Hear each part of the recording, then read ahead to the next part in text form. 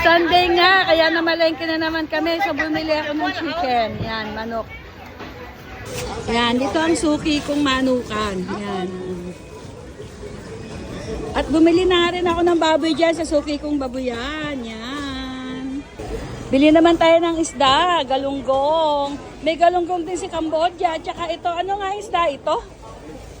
Hindi ko alam pangalan, hindi nagpakilala. Tsaka ito, hindi. Tsaka ito, ano nga ito? Yung may laso ng buntot, ano nga yan? Yan. Yan, bibili muna kami isda. So, after natin mamili ng manok, baboy, isda, dito naman tayo sa gulayan. Yan nga, ang ating suking gulayan. Yan. Bibili ako nito, namimili ako. Kasi masarap siya. Yan. Namili na rin ako ng chicharot. Tapos kung ano pa yung mapipili natin dyan. Diba? Dito, mura ang gulay. Kumpara sa Pilipinas talaga.